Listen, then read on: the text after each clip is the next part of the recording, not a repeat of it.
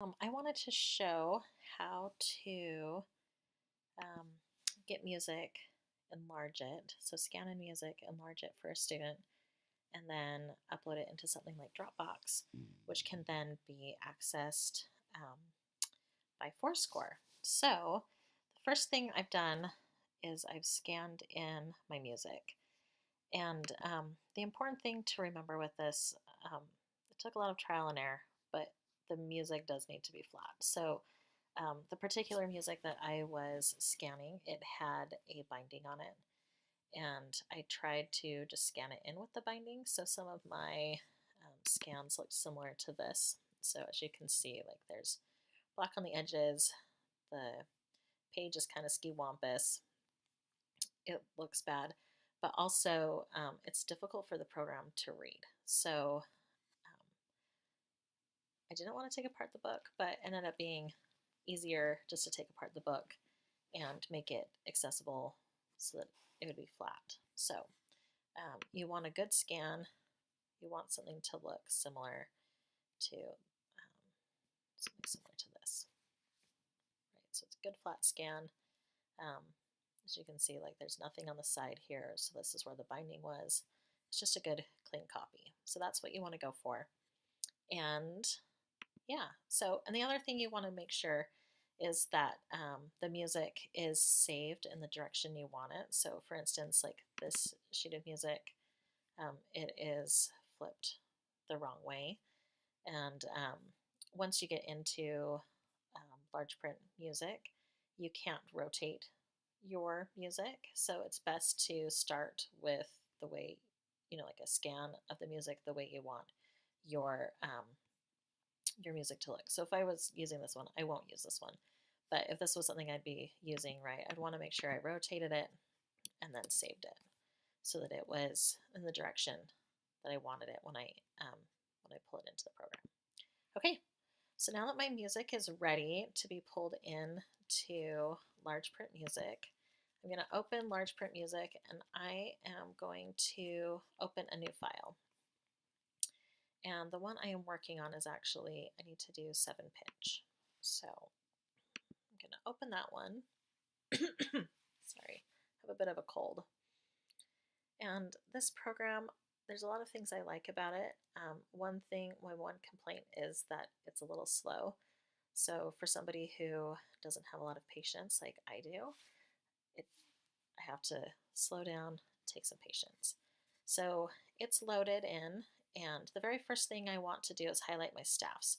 So a pop-up box is going to show up and it's going to tell me about my staffs and how I can use those. So I basically just click above the staff and scroll all the way over and go below a staff. Okay, so the next line, depending on the music for a student, so this particular sheet of music, it is in the same clef and the same measure. So it's 4/4 and treble clef. I find that because I'm enlarging it for a student, she will have less measures per and staffs per page. And so having those repeated like the 5 times, they end up becoming mixed in the program, right? So like wherever her measures are, then to have another treble clef and her, measures, it's a little bit confusing. So on the next line down, I end up just cutting out that information for her. So I don't include the treble clef and the 4/4. I just end up cutting that out and starting my staff without those. So I'm going to highlight, and I'm going to do that all the way down. You can make that discretion depending on the music and what kind of information the student is going to need. If there's a key change or if there is a tempo change, it's definitely something you would want to include. So you would want to include that in your staffs. But since it's the same for the student, I'm not going to include it. It's just going to be less information for her to jumble it up. Okay, so the next thing I'm going to do is click on measures. And again, wait for the little pop-up box to show up. That'll be your indicator that you can start clicking. So I have tried to start clicking before that before the click pop-up box shows up, and then I have to start all over because it doesn't. I get a warning that says no staffs detected. So it automatically will detect some of your measures, but not all. So it's just important to come through and make sure that all of your measures have been detected.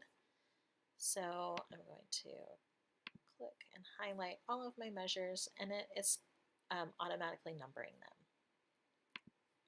So continue through.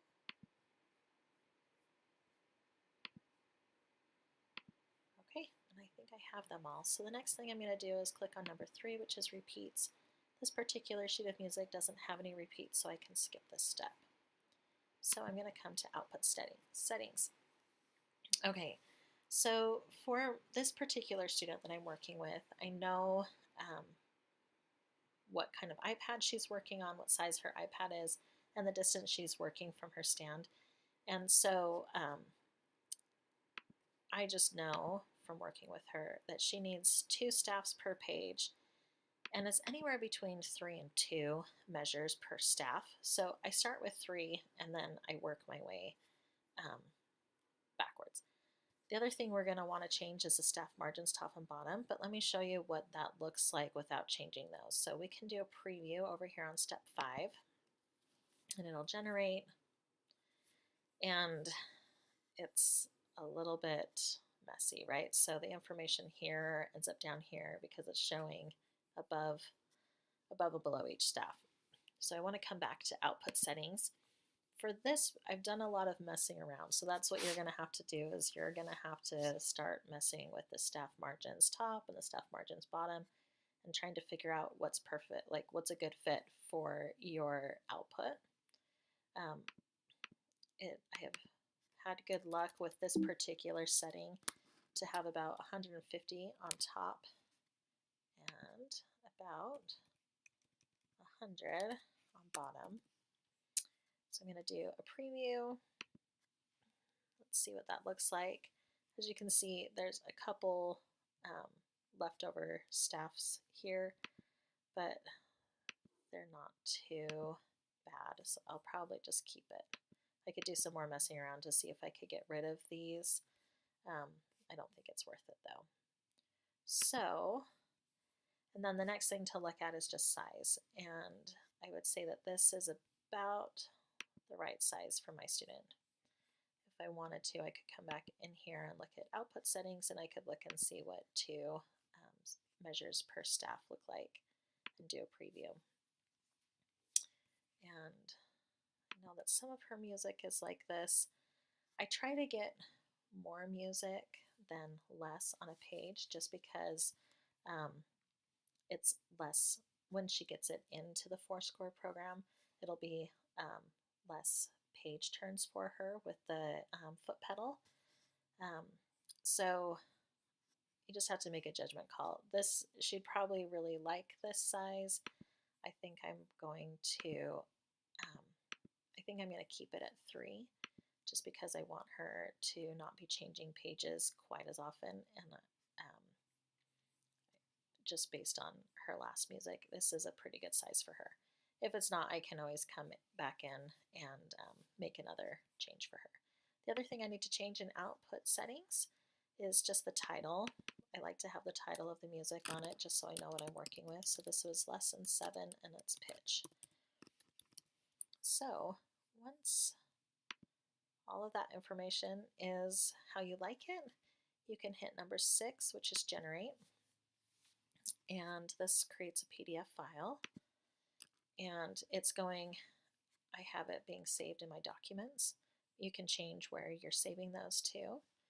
And I'm going to change this name to lesson 7 pitch. And I'm going to save. Okay, so once it's saved, I can come in, and it was in my documents.